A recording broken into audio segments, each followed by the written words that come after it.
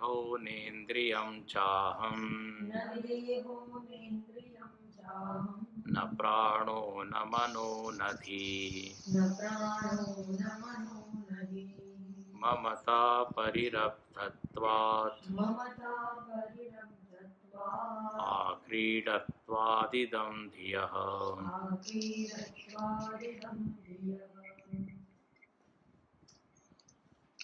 वेदांत का सिद्धांत है कि आत्मा ही ब्रह्म है। आत्मा और ब्रह्म में कोई संबंध नहीं है, कोई भिन्नता नहीं है, दोनों एक ही सत्ता के नाम है। इस ग्रंथ में इस बात को पुनः पुनः सिद्ध किया गया। ब्रह्म यदि सच्चिदानंद है तो आत्मा भी सच्चिदानंद है। ब्रह्म अद्वितीय है तो आत्मा अद्वितीय है। ब्रह्म सर्वज्ञ सर्व कारण है तो आत्मा भी सर्वज्ञ सर्व कारण है। इससे सिद्ध है कि आत्मा एवं ब्रह्म, इसको शास्त्रों में कहा गया है जीव ब्रह्मैक्य बोध, ब्रह्मात्म विज्ञान, ये भी शब्द आता है। अब यहाँ पर एक प्रश्न है कि यदि आत्मा चैतन्य है, क्योंकि पुनः पुनः ये सिद्ध किया गया कि आत्मा चैतन्य है और चैतन्य में सारे लक्षण घटते हैं, तो यदि चैतन्य हूँ तो मुझको ये अनुभव क्यों होता है कि मैं भूखा हूँ, प्यासा हूँ? मुझको ये क्यों अनुभव होता है मैं शांत हूँ, अशांत हूँ? मुझको ये क्यों अनुभव होता है मैं थक गया हूँ या मैं रोगी हूँ? इन सारे अनुभवों की क्या व्याख्या है? यदि सत्य है कि मैं सत हूँ, निरंतर अबाधित सत्ता यदि मैं हूँ, तो मुझको ये अनुभव क्यों होता है कि मेरी सत्ता एक दिन समाप्त हो जाएगी? ऐसा भय क्यों है? और यदि मैं खुद आनंद रूप हूँ तो मुझको आनंद की इतनी प्यास क्यों है, या जीवन में अतृप्ति क्यों है? तो इन प्रश्नों का उत्तर देने के लिए अगला श्लोक है, 8वां श्लोक। 8वें श्लोक में कहा कि आपने अपने ऊपर अध्यारोप कर लिया है। अध्यारोप मतलब सुपर इम्पोजिशन। अध्यारोप का अर्थ है अध्यास, एक दूसरा शब्द भी है, एक के ऊपर दूसरे को बिठा देना, अधिआस। अब किसको किसके ऊपर बिठा दिया, इस कारण ये सारे के सारे अनुभव हमको हो रहे हैं। तो यहाँ पर 4-5 चीजों के नाम दिए, बोले इनको आपने बिना सोचे समझे अपना मान लिया या अपने मान लिए, दोनों हो सकता है। इस कारण से ये सारे अनुभव हमको हो रहे हैं। और ध्यान से सुनना, केवल जो अनुभव है वो प्रमाण नहीं होता। अनुभव कई बार भ्रामक होते हैं, अनुभव हमको मिसलीड करते हैं। स्वप्न का भी अनुभव तो सबको ही होता है, लेकिन अनुभव होने के कारण वो सत्य तो सिद्ध नहीं होता। जगत सच्चा है ये किसका अनुभव नहीं है, लेकिन विचार से वह सिद्ध होता है। शरीर लगता है ठोस है, लेकिन इसमें 70% जल है। जो तारे सितारे हमको लगते हैं, जिनको हम देखते हैं, वो कई वर्ष पूर्व समाप्त हो चुके हैं, मर चुके हैं, लेकिन उनका प्रकाश आते आते आते करोड़ों वर्ष लग जाते हैं। तो अब लग तो रहा है तारा है, लेकिन हो सकता है वो तारा हुआ नहीं हो। तो ये उदाहरण हम क्यों दे रहे हैं कि प्रत्यक्ष में ऐसी जो चीज़ें दिखती है और अनुभव में हमको जो आता है, अब रोज़ अनुभव होता है कि सूर्य का उदय हो रहा है, लेकिन विज्ञान कहेगा बिल्कुल गलत है, कभी सूर्य का उदय होता ही नहीं, हमारा ही उदय होता है बिस्तर से, सूर्य जस का तस है। तो इसलिए अनुभव तो कुछ उल्टा ही बता रहा है। अनुभव बताता है कि यहाँ खाली जगह में कुछ भी नहीं है, लेकिन वैज्ञानिक बताएंगे इतने गैसेस हैं, ऑक्सीजन है, हाइड्रोजन है, कार्बन डाइऑक्साइड है। अनुभव तो क्या है? कुछ नहीं है। तो इस तरह यहाँ पर भी अनुभव का कारण मिथ्या ज्ञान है। अब देखिए यहाँ पर पहला जो गलत अनुभव है वो क्या है, तो कहा मैं देह हूँ। कोई ऐसा बोलता नहीं कि मैं देह हूँ, लेकिन देहो हम, ये ऐसी वृत्ति जरूर बनी हुई है। तो ये जो गलत हमको अनुभव हो रहे हैं, गलत ज्ञान हो रहा है, इसके 3 हेतु यहाँ दिए हैं। हमने तो कहा अध्यारोप, लेकिन यहाँ कहा है कि ये सब मैं नहीं हूँ। क्यों मैं नहीं हूँ? तो बोले क्योंकि ये मेरे हैं। सबसे पहला हेतु दिया ममता। देह मैं नहीं हूँ क्योंकि देह में मम बुद्धि है, मेरी बुद्धि है। तो ममता और अहमता दोनों एक साथ कैसे होगी? तो हमने क्या किया, देह के धर्मों का आरोप हम पर अपने पर कर लिया। और ये जो आरोप है ये नैसर्गिक आरोप है। अध्यारोप भी 2 प्रकार के हैं, नैसर्गिक प्राकृतिक, और दूसरे हैं नैमित्तिक, किसी निमित्त से, किसी कारण से।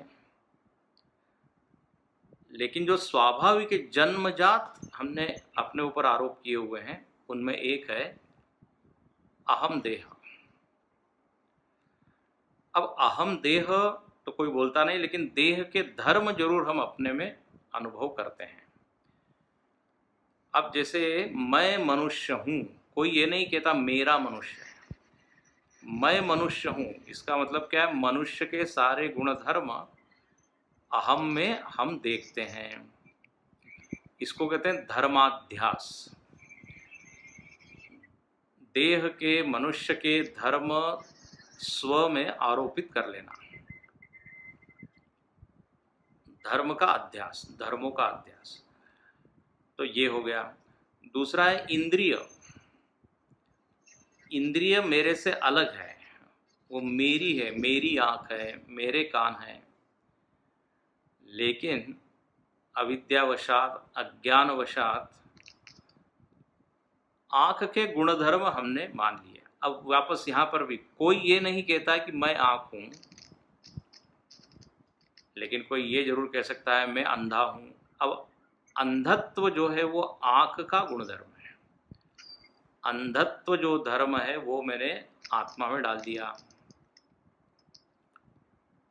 मैं कहता हूँ मैं थक गया, पैर थके हैं कि मैं थका हूँ?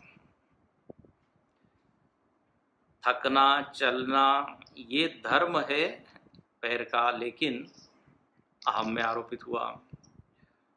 तो वक्ता, मैं वक्ता हूँ, वाणी बोल रही है। तो सारी की सारी जो इंद्रियां हैं, इनमें और मुझ में एक संबंध है, और संबंध है मतलब मेरे से अलग है। तो इंद्रिय मैं नहीं हूँ। वैसे ही प्राण, कोई नहीं कहता कि मैं प्राण हूँ, लेकिन प्राण के धर्म जरूर हम अपने में अनुभव करते हैं, अपने में डाल देते हैं। प्राण के धर्म है भूख प्यास, इसलिए मैं बोलता हूँ मैं भूखा हूँ, मैं प्यासा हूँ। अब देखो ये अनुभव है, लेकिन इस अनुभव को प्रमाण और युक्ति के कसौटी पे कसना चाहिए। शास्त्र इसी को करेक्ट करते हैं, इसी को सुधारते हैं। तो प्राण का गुणधर्म भूख प्यास इत्यादि है। ऐसे ही मन, ये सब आसान चीजें आप लोगों ने वेदांत तो सुना है। मन संकल्प विकल्पात्मक है, पर सारी भावनाओं का हमको अनुभव होता है। काम संकल्प संदेहो श्रद्धा श्रद्धे धृति तरे, इन वृत्तियों के साथ जुड़ के मैं अपने आप को कामी, क्रोधी, लोभी, अशांत, श्रद्धालु, संशयी, वृत्ति के जो प्रकार हैं उन प्रकारों के अनुसार अहम का भी प्रकार हो जाता है। तो ये मन, और ऐसे ही बुद्धि, बुद्धि का धर्म है विचार, चिंतन, निश्चय, विवेक, निर्णय, निर्णय देना, विवेक करना, निश्चय करना। लेकिन इन धर्मों को फिर हम अपने ऊपर डाल देते हैं। यदि थोड़ा बारीकी से इस पहली पंक्ति को देखें तो इसमें 4 कोशों का वर्णन है। देह मतलब अन्नमय कोश, प्राण मतलब प्राणमय कोश, मन मनोमय कोश, धी विज्ञानमय कोश, और ये जो इंद्रियां हैं ये इंद्रियां इन तीनों के साथ चलती हैं।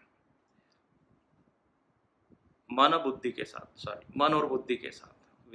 विज्ञानमय कोश में मन बुद्धि, विज्ञानमय कोश में बुद्धि और इंद्रियां हैं, मनोमय कोश में मन और इंद्रियां हैं।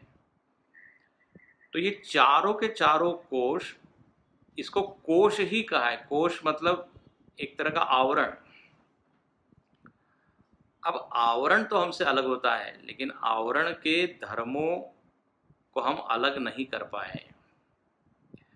अच्छा, अब किसी ने कहा हमारा यदि ये अनुभव है हमारा कि मैं अशांत होता हूँ, मैं भूखा प्यासा हूँ, आप इसको नकार रहे हैं क्यों? इसमें हेतु क्या है? तो 3 हेतु दिए हैं।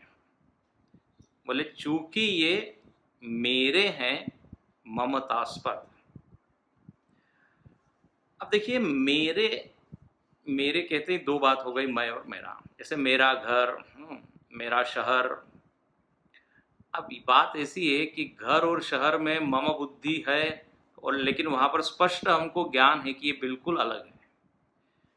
लेकिन यही मम बुद्धि जब शरीर में आती है तो वो अहम में कन्वर्ट हो जाती है।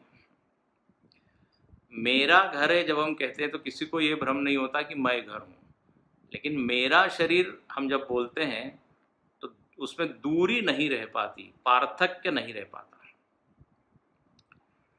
लेकिन विचार करेंगे तो ये पार्थक्य अनुभव में आएगा। इसलिए जो अति देहाभिमानी है, देहासक्त है, उसको ये समझ में ही नहीं आएगा कि देह अलग है, मैं अलग हूं। तो यहाँ पर कहा चूंकि इसमें ममत्व है इसलिए ये मैं नहीं हूँ। और ध्यान से सुनना, ये ममत्व भी कहाँ से आया? बोले अविचार से। जैसे गीता में भी हम देखते हैं अर्जुन को यही भ्रम हो गया था। भ्रम क्या, बल्कि उसका ये निश्चय हो गया कि ये मेरे हैं और मैं इनका हूँ। अहमेशाम मम एते, शंकराचार्य जी ने अपने भाष्य में लिखा, ये सब मेरे हैं, सारे ये रिश्ते वाले, नाते वाले।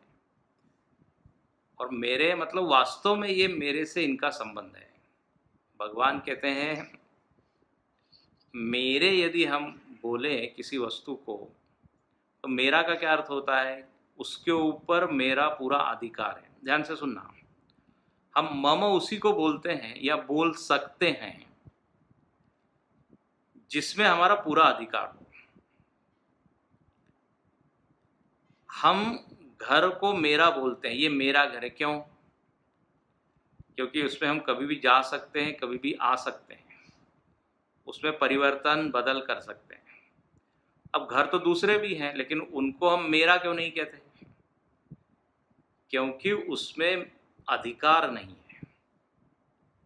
एक बड़ा जबरदस्त तर्क है। शरीर में मम बुद्धि इस कारण भी है हमारी कि शरीर पर हमारा बड़ा अधिकार है, ये शरीर हमारी आज्ञा मानता है।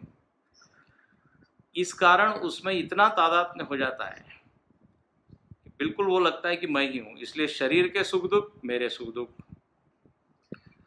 जैसे माता होती है, एक छोटा बच्चा है, यदि छोटा बच्चा बीमार पड़ता है तो माता दुखी होती है, माता को लगता है वही बीमार है। क्यों?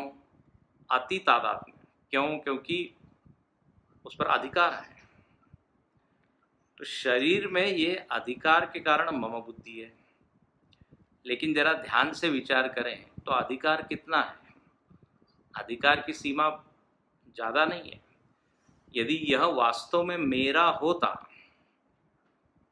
तो ये कभी बूढ़ा नहीं होता। मेरा होता तो मेरी आज्ञा पूरी तरह मानता, कभी मरता नहीं। लेकिन अज्ञान के कारण इसको हमने बना दिया मेरा। हम कहते हैं ना घर मेरा ना घर तेरा, चिड़िया रे न बसेरा। घर को हम कहते हैं मेरा है, काहे का मेरा। तो शरीर, इंद्रिय, प्राण, इसमें भी ये हो गई मम बुद्धि। मम बुद्धि तो विचार से तो गलत ही है, उसमें तो कोई बात ही नहीं, अविचार के कारण। और इस कारण ये सिद्ध हुआ कि अहम अलग है। फिर यहाँ पर एक बड़ा अच्छा हेतु दिया कि ये सब मैं नहीं हूँ, उसका एक कारण है आक्रीडत्वात्। ध्यान से सुनना, आक्रीडत्वात् मतलब मेरी क्रिया के विषय है। आई एक्ट अपॉन देम, मैं उन पर क्रिया करता हूँ। मैं आँख से क्रिया करके देखता हूँ, मैं कान के साथ जुड़कर सुनता हूँ। ये क्रिया जो है आत्मा की, आत्मा का गुण नहीं है। आक्रीडत्वात्, क्रियाशील क्या है तो बोले पांचों के पांचों कोश। मैं इन क्रियाओं का दृष्टा हूं, क्रियाओं का नियामक हूं। अहम तो अकर्ता। ध्यान से सुनना, आत्मा कुछ क्रिया नहीं करता। हाँ, आत्मा की उपस्थिति में ये सारी चीजें क्रिया करती है। तो चूंकि ये क्रियाओं का मैं नियामक हूं, इन क्रियाओं का और इन इंद्रिय इत्यादि प्राण का, तो मैं इनसे अलग हूं। वेदांत में एक नियम है, स्वात्मनि क्रिया विरोधात्। स्वात्मनि क्रिया विरोधात्, अपने में ही कोई क्रिया कभी कर नहीं सकता। स्व में क्रिया संभव नहीं है। जैसे उदाहरण के तौर पर, चलते चलते यदि मैं थक गया तो मैं अपने आप को कंधे पे उठा नहीं सकता। हाँ, स्वात्मनि क्रिया विरोध। क्रिया होगी तो दूसरे पर होगी। जैसे मैं अपने आप को देख नहीं सकता, मैं जो देखता हूं आईने में वो प्रतिबिंब देखता हूं। ध्यान से सुनना, आंख आंख को नहीं देख सकती। आंख यदि देखने की क्रिया कर रही है तो निश्चित ही वह विषय या वस्तु आंख से दूसरी होगी। बहुत सुंदर। तो स्वात्मनि क्रिया संभव नहीं है। इसलिए यदि ये क्रियाएं हो रही है, इसका मतलब ये सारी चीजें जिस पर क्रिया हो रही है वो मेरे से अलग है। भोजन की क्रिया अहम में नहीं हो रही है, भोजन की क्रिया कर्मेंद्रिय से हो रही है। फिर हम रसना से खा रहे हैं। जहां पर क्रिया है तो वो फिर मेरे से अलग है। इसलिए लिखते हैं आक्रीडत्वात्। गीता में भी लिखा प्रकृते क्रियमाणानि, प्रकृति से बने हुए ये सब कोश है, इंद्रिय, मन, बुद्धि, प्राण, और ये क्रिया कर रहे हैं। आत्मा तू दृष्टा एवं। तो चूंकि इनमें क्रिया दिखती है इसलिए ये मैं नहीं हूं, ये बात है। और तीसरा हेतु दिया है कि यह चारों के चारों जो कोश है वो इदम धिय हो। इदम धिय का मतलब होता है इदंता के विषय है। इदम मतलब हमने बताया था कल, इदम का अर्थ होता है यह। यह कहते ही मैं अलग हो जाता हूं। हाँ, यह घर, यह कुर्सी, यह पुस्तक, तो यह शरीर। तो इदमता जहां पर होती है वहां अहमता नहीं हो सकती। भाई जगत में दो ही चीज है, वेदांत का बड़ा बढ़िया निर्णय है। एक है इदम और दूसरा है अहम। इसको दूसरे शब्द हम दे सकते हैं, एक है आत्मा और दूसरा है अनात्मा। तो ये सब के सब अनात्मा है। अब लेकिन भ्रम क्या हो गया है, ये अनात्मा में आत्मबुद्धि हो गई बस। इसी कारण हमारे जो हमने शुरुआत जहाँ से की थी, हमारे अनुभव कुछ अलग आने लगे। जो मैं हूँ वो तो अनुभव नहीं आ रहे हैं, दूसरे अनुभव आ रहे हैं, क्योंकि जो अनात्म वस्तु है उसको ही अहम मान लिया।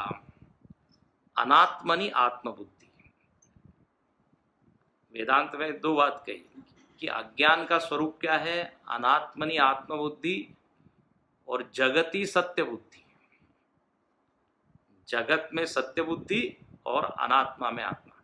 यदि इन दो चीजों को हम हटा दे तो बस हम मुक्त हो जाए, मुक्त हो सकते हैं।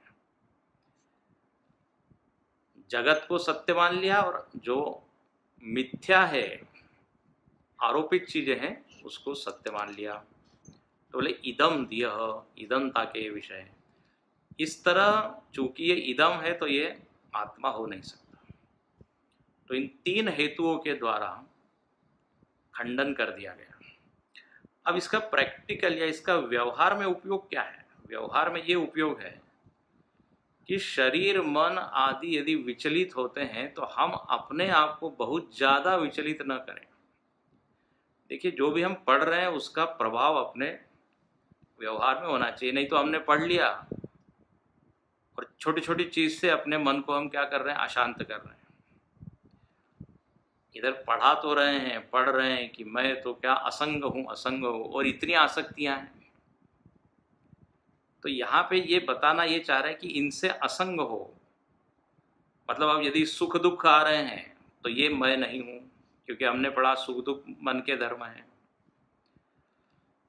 रोग आदि ये आने ही है, लेकिन उस रोग के प्रति थोड़ी सी क्या बुद्धि रखें हम, साक्षी बुद्धि। ये हाँ, ये रोग हैं, ठीक है। देखो, जैसे ही हम साक्षी बनते हैं, दृष्टा बनते हैं, उसकी जो वेदना है, उसका जो कष्ट है, वो थोड़ा कम हो जाता है। जैसे हमको दूसरे के शरीर के दुख इतने दुखी नहीं करते, क्यों? क्योंकि हम उसके बिल्कुल क्या बने रहते हैं, साक्षी। इसलिए दूसरे को उपदेश देना बड़ा आसान होता है। ठीक है, हो जाएगा, सही है, शरीर है तो कुछ ना कुछ चलता रहेगा। लेकिन जब हमारे शरीर में आता है तब फिर वो उपदेश करता है। इसलिए कहते पर उपदेश कुशल बहु तेरे। तो इन सबको देखना चाहिए कि ये सब बताया जा रहा है तो इसका प्रभाव क्या हो, व्यवहार में क्या हो, अनासक्ति बढ़े, यही इसका भाव है। क्योंकि ये मैं नहीं हूं तो इसका मतलब है उसमें ज्यादा हम राग द्वेष न करें। अब आगे 9वें श्लोक में एक बात कही, बोले ठीक है, आपने शरीर मन बुद्धि इत्यादि को अनात्मा कहकर या इदम कहकर निषेध कर दिया कि ये मैं नहीं हो सकता। ठीक है, समझ में आ गई बात। लेकिन इन सब में एक गहरी चीज है, वो है अहम वृत्ति। उसको अहंकार कहते हैं। अहम मनुष्य, ये जो विचार है, ये जो भाव है, ये तो इदम नहीं है। ध्यान से सुनना, ये तो इदम नहीं है। अहम पुरुषः, अहम जीवः। तो क्यों न इस अहंकार को ही मैं मान लूं, या अहंकार ही मैं हूं। और ध्यान रखना, वेदांत में अहंकार शब्द का अर्थ वो बिल्कुल नहीं होता जो व्यवहार में होता है। किसी को धन के कारण अभिमान आ गया, पद के कारण अभिमान आ गया, वो नहीं। अहंकार का अर्थ है एक सीधा, मतलब उसका अर्थ ये है कि मैं ऐसा हूं, मैं इतना हूं। आपने पढ़ा होगा अंतःकरण चतुष्टय में एक है अहम, मन बुद्धि चित्त और अहंकार। तो अहंकार में इदम बुद्धि नहीं है, अहंकार में क्रिया नहीं है, और अहंकार में मम बुद्धि भी नहीं है। बहुत सुंदर यहाँ पर पॉइंट है। तो इस अहंकार को ही परम सत्य क्यों नहीं मान ले? आत्मा नहीं, अहंकार। और हम सबका अनुभव भी है, हर व्यवहार में इस अहम को ही हम बोलते हैं। मैं जा रहा हूं, मैं आ रहा हूं, मैं कर रहा हूं, तो ये जो अहम थॉट है, I thought, why not this I thought is me, ये अहंकार ही मैं क्यों नहीं हूं। ये देखो, जो संवेदनशील होगा, जो सूक्ष्म बुद्धि वाला होगा, वही इस तरह के प्रश्न कर सकता है, नहीं तो वहां तक बुद्धि जाती नहीं। तो उसने देखा साधक ने कि सब चीज ठीक है, बड़ी स्थूल है, लेकिन अहम बुद्धि तो बड़ी सूक्ष्म है, तो क्यों ना इस अहम बुद्धि को ही या अहंकार को ही सत्य मान लिया जाए। तो यहां पर 9वें श्लोक में अहंकार और आत्मा, ध्यान से सुनना, इन दोनों में कैसा फर्क है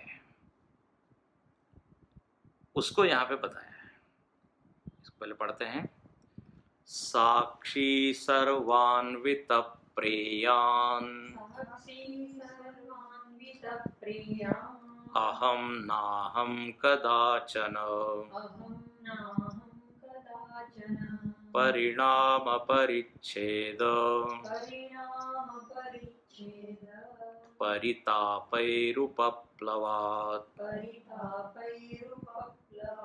साक्षी सर्वान्वित प्रेयान् अहम नाहम कदाचन परिणाम परिच्छेद परितापैरुपप्लवात्।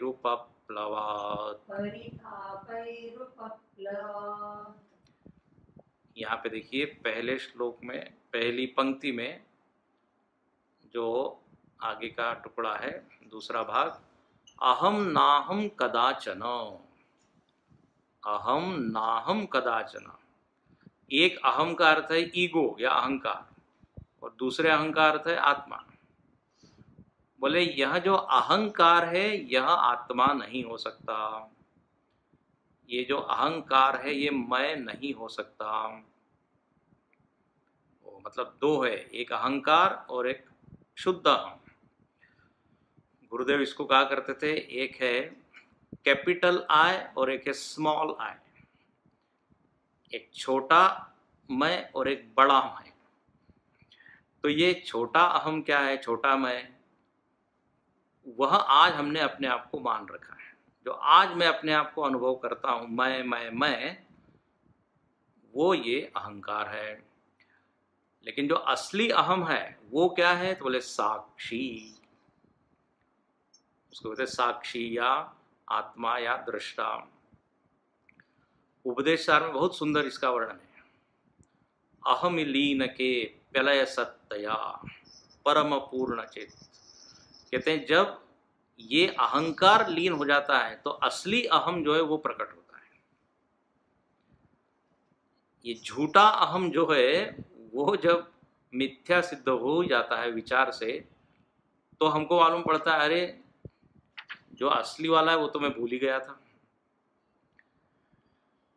तो ये मिथ्या अहम को हमने सत्य माना है। अब यहाँ पे ये सिद्ध किया कि ये मिथ्या अहम मैं नहीं हूं। क्यों? तो बोले क्योंकि अब 3 यहाँ पे हेतु दिए हैं। ये अहंकार मैं नहीं हूं क्योंकि पहला हेतु परिणाम, अहंकार में परिणाम है। परिणाम का अर्थ है परिवर्तन। ये अहंकार हमारा बदलता रहता है। अहम भाव में तारतम्य होता है, तरतम होता है, कभी बढ़ जाता है कभी घट जाता है। इसको हम कल और विस्तार से बताएंगे। जैसे सुषुप्ति में तो अहम लीन ही हो जाता है।